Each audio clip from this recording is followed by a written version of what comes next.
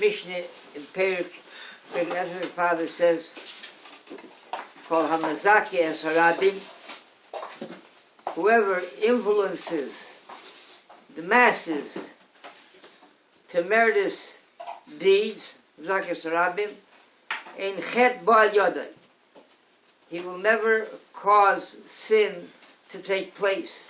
On the very, because of him, there's a special safeguard. He gains a special merit because he influenced the masses to do good, to be murderous, schusim, ein chet ba'al yodai. That's a safeguard that through him nobody will stumble or nobody will be led down the wrong path. You call it machzir sharabim, and whoever influences the masses to sin and to do chatoim, ema speaking biyadai lasi tshuva. He's never, if he influences the masses to stray from the path of Torah and to sin, he will not be given the means to repent. It might be biyadai lasi tshuva. The Medrash Rabbi in Zois HaBrocha brings a debate, a vikuach between Moshe Rabbeinu and Noach. And the pasuk in Eshes Chayil, Rabbis, Bonois, also Chayil, all of your daughters did valiantly, Viat Olis Al Kulona, and you excelled them all. All the Yeshitachter did valiantly, they did magnificently. Viat, and you were excelled, you were even greater, you topped them. Noach approached Moshe Rabbeinu, and he told him, look, he said, look how much more, how I'm to be praised. He said, I was in a generation when they scoffed, and the person who did Torah mitzvahs was to be disgraced. It was not the accepted norm to be a God-fearing Jew, a servant of the Rabbi Shalom and never Hashem. Yet the Torah testifies that Noach Tzaddik Tamim Hoyev D'Orasav. That Noach was a righteous individual in my generations, but in your generation, when you and your brother and the Shivas came and the whole Klal Yisrael, the entire Jewish people, which was turned into an university for 40 years, they studied Torah in the desert, Midbar, receiving the Torah. He's on to be praised. So Moshe Rabbeinu answered him, he said, yes, he said, your righteousness and your deeds, the way you conducted yourself, he said, what did you accomplish? You accomplished because in your merit, you were not destroyed during the flood, so you saved only yourself. But because of the sin of the golden calf, the chet of the ego, so the Shalom, the Almighty, wanted to punish the Klal Yisrael, and destroy them. So I was relentless, and I petitioned the Rabbi Shalom with all my heart and my soul. I petitioned the Rabbi Shalom that he should not destroy the Klal Yisrael. To me, do what you want, he told the Rabbi Shalom. He gave an ultimatum. But your children, the children of Israel, he said, and I prevailed. So you were able to save only yourself, and I was able to save my entire generation. At the Panevish Rav, at his funeral, his levaya, one of the Rosh Yeshivas of Shmuel Zazovsky said that this Medrash, he was a survivor of the Holocaust, where his family was destroyed. He saw the great churban of the Klal Yisrael, what happened to the Klal Yisrael. So he always lamented. He said, Rabbi's bonus also. He said, what did I accomplish? He said, I'm at the very best, maybe something like Noach. I was only able to save myself.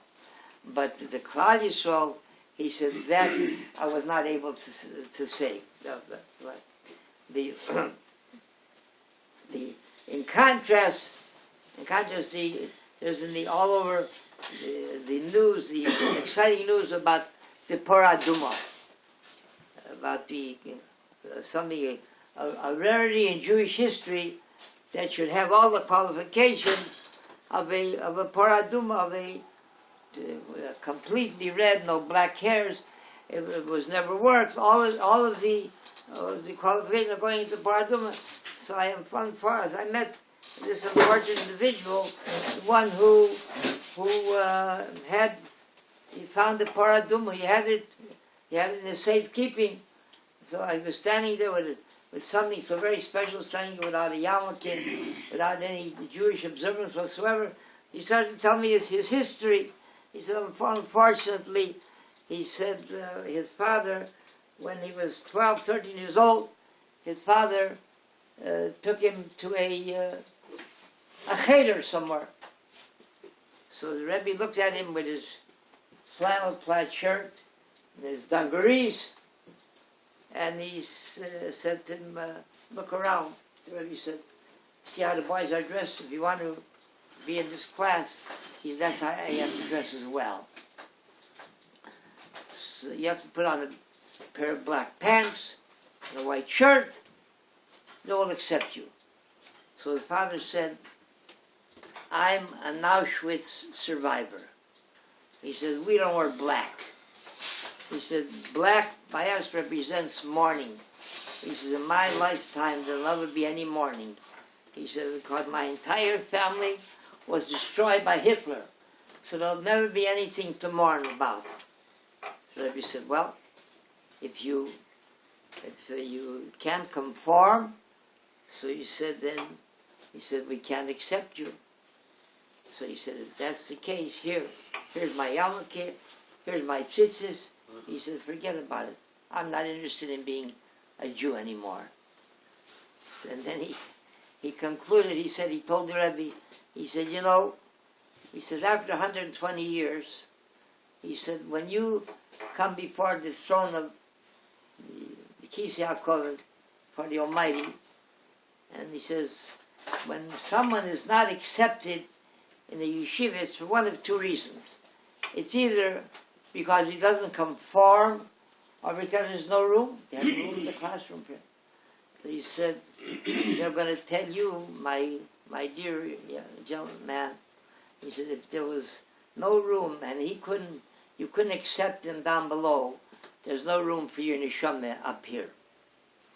And also in contrast, the story that I told on Sunday night, on Kol Hamad Ben Chaver, whoever teaches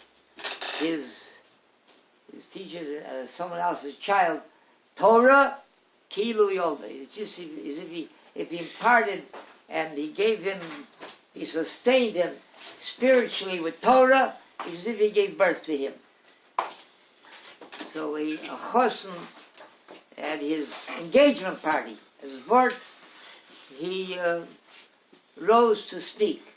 He was he mastered overwhelmingly the entire Shas. He was a tremendous Talmid Chacham from a very distinguished family. So he rose at the engagement party and he said, I have to thank a number of individuals. Number one, he says, I have to thank my parents for the education and the caring that they gave me. I have to thank all the Rosh Yeshivas and the Rebbes were there. I have to thank all of those present, the Rebbes and the Rosh Yeshivas, for all the Torah that they gave me and taught me and imparted to me. I also have to thank the Rabbi Shlem for his great kindness that I was able to go along this path. He said, but the one who really is responsible for me being what I am today is my second grade Rebbe. He said, a boy came to class one day from a wealthy home with a very expensive, beautiful watch. And it arose the curiosity and the envy of the entire classroom. And for a child to get a watch alone is is remarkable, let alone a very expensive one. So they all stood around and they couldn't take their eyes off of that watch. And then he absentmindedly left it on the desk. He walked away, and when he came back, the watch was gone. Obviously, it was stolen. The Rebbe instructed all of the students that meet him, they should close their eyes, walk to the wall with their face to the wall and their back to him. He proceeded to search each pocket of each and every one of the children. He said when Rebbe was coming close to me, I had to watch my pocket. My heart started pounding wildly. He comes from a very, very distinguished family. He says he and his family would be humiliated. He said, I'll probably have to leave. They'll throw me out of the yeshiva. He said, and my family be humiliated. He said, I'll turn away from Torah. Well, nothing will be of me. He said, but then the Rebbe, when he came to me, he quietly, deftly took out the wristwatch, slipped it into his sleeve, and made like innocently, like nothing happened yet, continued to search the rest of the Talmidim, and when he finished, he went to the head of the classroom. He said, children, he says, there's no thief in this classroom. Here's your watch, Yankele, here's your watch. Someone who unfortunately didn't have enough strength to withstand the Yetzer Hara, the evil instinct, and he was overcome by it. But I guarantee you, he learned his lesson very well. In the future, he'll have the strength to overcome the Yetzer Hara. He said, then he continued, he said, it's only because of that Rebbe's foresight and his compassion, he said, that he didn't expose me to the classroom. He said, I was able to catch myself before I fell. He said, and instead of running away from Torah, he said, I remained part of the Torah world, and everything that I have today is only because of this Rebbe.